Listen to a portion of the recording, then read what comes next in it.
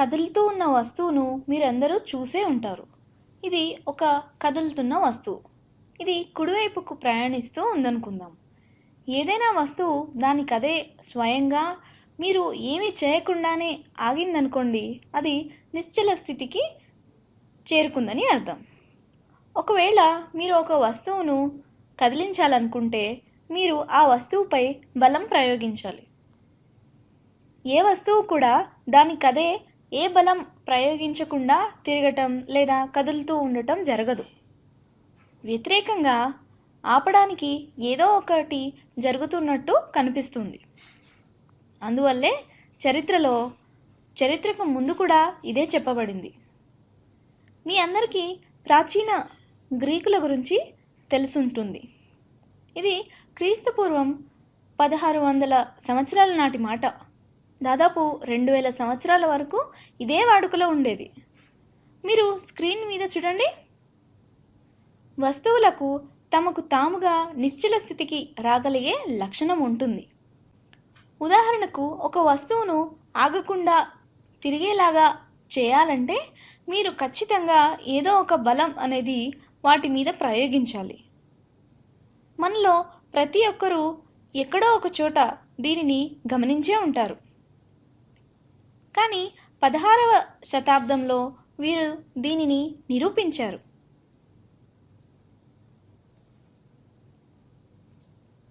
వీరిని ఇక్కడ చూడటం మీకు ఆశ్చర్యం కలిగిస్తోంది కదా? వీరిని గురించి మాట్లాడుకోవటానికి కారణం ఏమిటంటే, ఇప్పటి వరకు మనం న్యూటన్ గమన నియమాన్ని గూర్చి మాట్లాడుకున్నాం. నిజానికి వీరిలో సర్ ఐజాక్ న్యూటన్ కూడా ఉన్నారు. అవును, ఈ మధ్యలో ఉన్నవారే న్యూటన్. ఇక్కడ రాస్తున్నాను. ఇంకా ఈ పక్కన ఉన్న ఇద్దరు కూడా న్యూటన్ అంత గొప్పవారే. ఎందుకంటే న్యూటన్ కంటే ముందే న్యూటన్ మొదటి గమన నియమంను ప్రతిపాదించారు. ఈయన గెలీలియో మరియు ఈయన రెనే డెస్కార్ట్స్. వీరిద్దరూ ఈ న్యూటన్ మొదటి గమన నియమాన్ని వేరే విధంగా చెప్పారు. కానీ పూర్తి ఘనత సాధించింది న్యూటన్ మాత్రమే.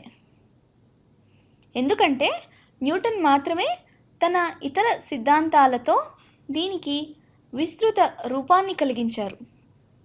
న్యూటన్ గురుత్వాకర్షణ సిద్ధాంతం మరియు ఇతర సిద్ధాంతాలు 20వ శతాబ్దం వరకు కూడా ప్రతి దానికి మూలంగా వాడబడేవి.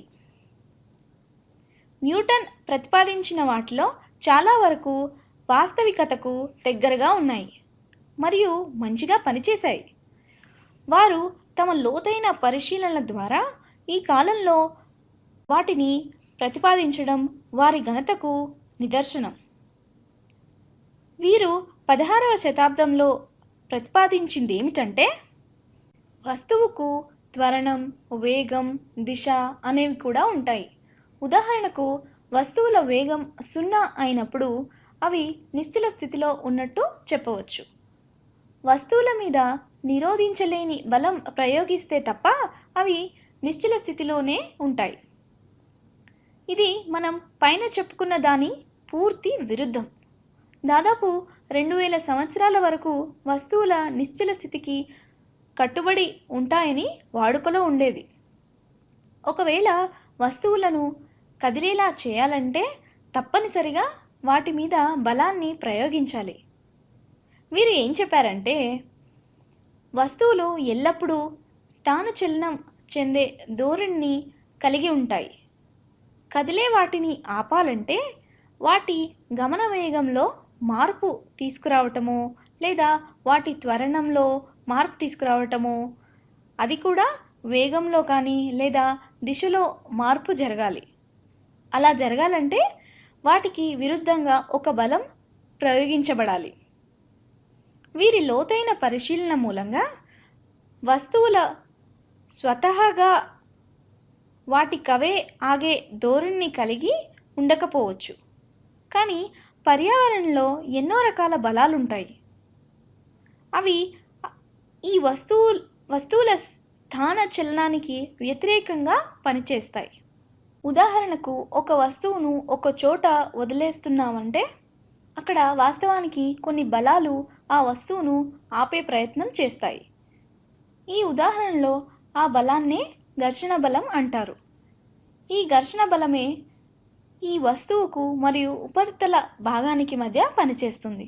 అందువల్లనే ఒక వస్తువును అలా వదిలేయటం అంటే దాని మీద వాస్తవానికి ఆ వస్తువు సాపేక్ష చలనానికి వ్యతిరేకంగా కొన్ని బలాలు పనిచేస్తాయి. అవే ఘర్షణ బలాలు.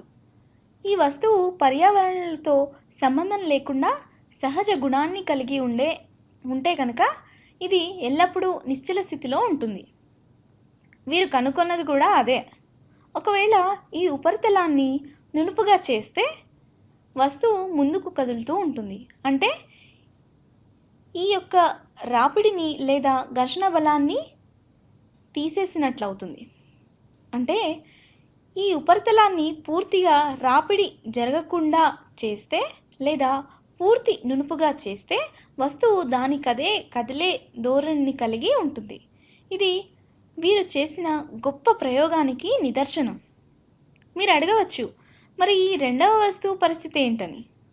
ఒకవేళ ఈ వస్తువు మీద బలప్రయోగం జరిగితే ఏమవుతుంది?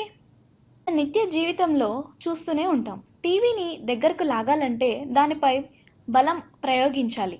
అదేవిధంగా వీరు చెప్పింది ఏమిటంటే గమన వేగాన్ని మార్చకుండా అలాగే ఉంచాలంటే టీవీ స్థిరంగా ఉంటుంది.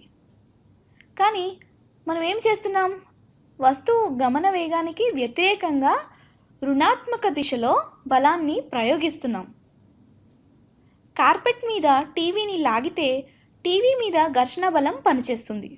టీవీ గమన వేగాన్ని మార్చకుండా ముందుకు జరపాలంటే దాని మీద ఘర్షణ బలానికి సమాన బలాన్ని ఘర్షణ బల వ్యతిరేక దిశలో వాడితే ముందు ఉన్న వేగంతోనే ముందుకు కదులుతుంది. ఒకవేళ త్వరణం కలిగించాలంటే ఘర్షణ బలానికి సమాన బలం కాక ఇంకొంత ఎక్కువ బలాన్ని వాడాల్సి ఉంటుంది.